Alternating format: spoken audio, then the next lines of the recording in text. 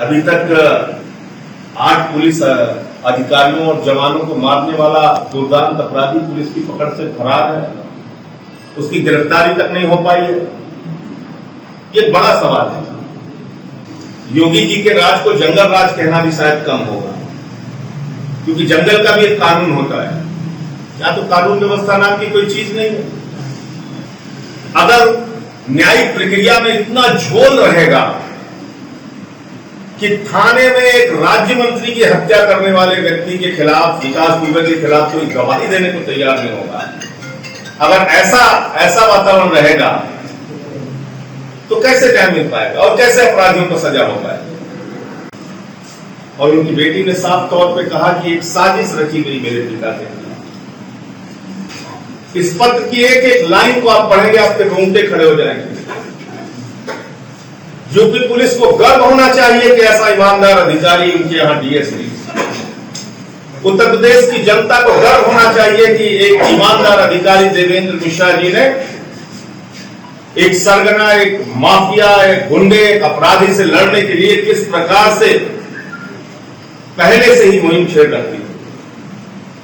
लेकिन उनकी इन बातों को नजरअंदाज किया गया। एक ऐसी घटना उत्तर प्रदेश के इतिहास में हुई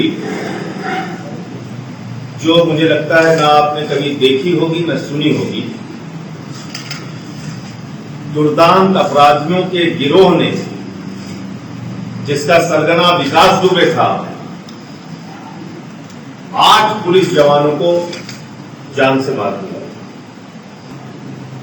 जिसमें एक डीएसपी देवेंद्र मिश्रा भी शहीद हो गए, 3 सब इंस्पेक्टर शहीद हो गए, 4 पुलिस के जवान शहीद हो गए। मैं उनके परिवारों से मिल के आ रहा हूं। अभी तक 3 परिवारों से मिला हूं और यहां के बाद फिर और प्रतापगढ़ में, इलाहाबाद में, झांसी में, आगरा में जो परिजन हैं उनसे भी मिलने जाऊंगा। लेकिन इस दौरान जो सबसे चौंकाने वाली बात सामने आई है वो आप लोगों के साथ शेयर करना चाहता हूं। देवेंद्र मिश्रा जी के परिवार से मैं भी मिलकर आ रहा हूं, कानपुर से, और उनकी बहादुर बेटी से मिला, जिसने अपने शहीद पिता को मुखाग्नि दी थी। एक होनहार बेटी, एक पिता के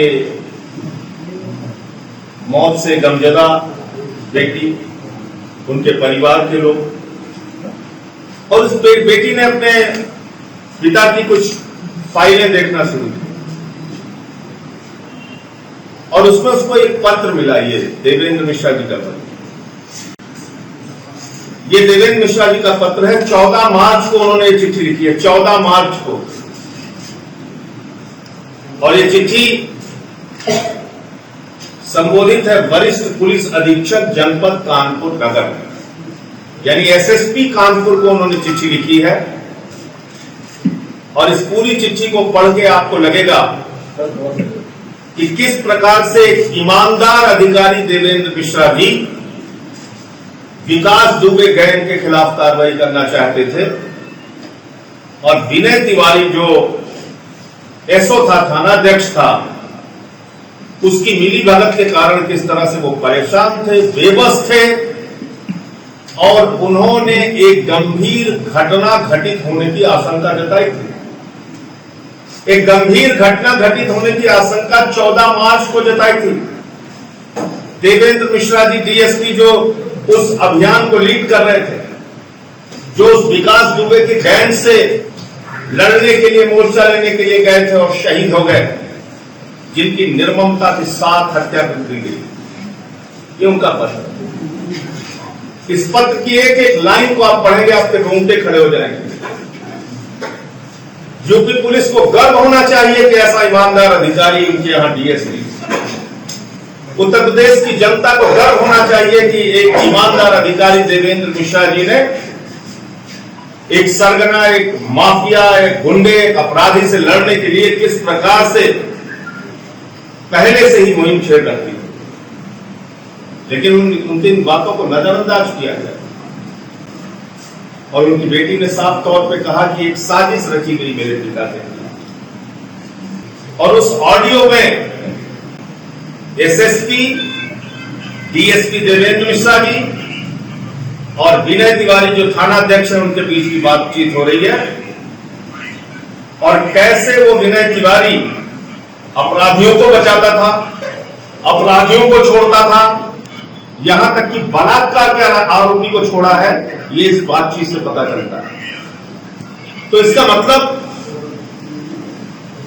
कि उत्तर प्रदेश की पुलिस अपने मातहत से सुरक्षित नहीं है। अपराधियों के गठजोड़ के कारण ईमानदार पुलिस के अधिकारी का जीवन खतरे में है, और ये कोई सामान्य घटना नहीं है, ये बहुत बड़ी घटना है। तो मुझे नहीं लगता कि इसमें पुलिस के स्तर पे जांच में कोई न्याय मिल पाएगा, क्योंकि इसमें कई लोग इस पूरी घटना को देख के और इस पूरे खुलासे को, इस पूरे सच को देखकर लगता है कि एक बड़ी साजिश है। इसलिए आम आदमी पार्टी उत्तर प्रदेश के मुख्यमंत्री योगी आदित्यनाथ जी से मांग करती है कि आप इसकी जुडिशियल इंक्वायरी कराइए, हाई कोर्ट के सिटिंग जज से इसकी न्यायिक जांच कराइए, हाई कोर्ट के सिटिंग जज से न्यायिक जांच कराइए, और कई जो इसकी गुत्थी है उसको सुलझाना जरूरी है। आखिर क्यों, किन कारणों से विकास दुबे एक दुर्दांत अपराधी इतने दिनों से बाहर था? कौन कौन से लोग थे जो उसको बचा रहे हैं? पुलिस के किन किन अधिकारियों से उसके संबंध थे, किन किन लोगों ने उसको बचाने की कोशिश की? और जब ये 14 मार्च का पत्र एसएसपी महोदय को मिला तो उन्होंने इस पे क्यों कार्रवाई नहीं की? एसएसपी महोदय से भी पूछताछ होनी चाहिए। विनय तिवारी को सस्पेंड जरूर किया गया, लेकिन उसकी गिरफ्तारी करके उसके खिलाफ सख्त कानूनी कार्रवाई होनी चाहिए, क्योंकि उसकी साफ तौर पर मिली भगत का जिक्र खुद डीएसपी देवेंद्र मिश्रा जी कर रहे हैं। और इसके साथ साथ उत्तर प्रदेश पुलिस के साथ भी न्याय करने की आवश्यकता है। जिस प्रकार से उनको 18 घंटे 16 घंटे काम कराया जाता है, वो भी बंद होना चाहिए। मैं योगी जी से मांग करूंगा कि ज्यादा से ज्यादा पुलिस की भर्ती को कीजिए, 8 घंटे की ड्यूटी फिक्स कीजिए, उनकी भी 1 हफ्ते में छुट्टी दीजिए, आधुनिक हथियार और तकनीकों से उनको लैस कीजिए, बुलेट प्रूफ जैकेट्स पर्याप्त मात्रा में उपलब्ध कराइए, और ऐसे संगठित गिरोह का खात्मा करने के लिए एक अभियान चलाइए पूरे उत्तर प्रदेश में। उनकी गिरफ्तारियां करके उनको जेल में डालिए, ऐसे माफियाओं को। और संगठित अपराध खत्म होगा तब जब उनकी गिरफ्तारी के बाद उनको सजा मिले। अगर न्यायिक प्रक्रिया में इतना झोल रहेगा कि थाने में एक राज्य मंत्री की हत्या करने वाले व्यक्ति के खिलाफ, विकास दुबे के खिलाफ कोई गवाही देने को तैयार नहीं होगा, अगर ऐसा वातावरण रहेगा तो कैसे न्याय मिल पाएगा और कैसे अपराधियों को सजा हो पाएगा? इसलिए संगठित अपराध को लेकर, बड़े अपराधों को लेकर fast track court Uttar Pradesh में बनाया जाए, और एक समय सीमा के अंदर तमाम बड़े अपराधों में जो शामिल अपराधी हैं उनके खिलाफ कार्रवाई की जाए, उनको सजा दिलाई जाए। पुलिस के जवान जितेंद्र पाल जो मथुरा के रहने वाले थे, उनके पिता ने बताया 2 साल पहले नौकरी में गया, शादी भी नहीं हुई थी, शादी की चर्चा चल रही थी। शहीद राहुल कुमार जी के परिवार से मिलकर आया, औरैया में 3 महीने की बेटी, 3 महीने की बेटी। आप कल्पना कीजिए, वो बेटी जब बड़ी होगी तो इस व्यवस्था से सवाल पूछेगी, क्या गुनाह था उसके पिता का, क्यों मार दिया उन अपराधियों ने? मुझे लगता है कि योगी जी को अतिरिक्त संवेदनशीलता इस पूरे विषय में दिखानी चाहिए, और आगे बढ़ के इस मामले में जो दोषी लोग हैं उनके खिलाफ सख्त से सख्त कार्रवाई हो।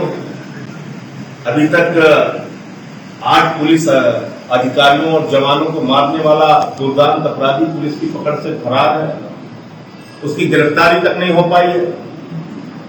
ये बड़ा सवाल है और इसीलिए योगी जी के राज को जंगल राज कहना भी शायद कम होगा, क्योंकि जंगल का भी एक कानून होता है। यहाँ तो कानून व्यवस्था नाम की कोई चीज नहीं है। यहाँ पे अपराधियों का, गुंडों का, माफियाओं का कानून। तो अपराध मुक्त नारा देने से काम नहीं चलेगा। अपराध मुक्त उत्तर प्रदेश को बनाने के लिए व्यापक अभियान चलाना पड़ेगा। पुलिस के जो लोग इन अपराधियों से शामिल हैं, अंदर के विभीषण, अंदर के गद्दार, अंदर के असली देशद्रोही, वही लोग हैं। उनको बख्शिए मत, चाहे उनका नार्को टेस्ट कराना पड़े और चाहे उनके खिलाफ बर्खास्तगी की कार्रवाई करनी पड़े, जो कुछ भी करना पड़े, उनको बख्शा नहीं जाना चाहिए।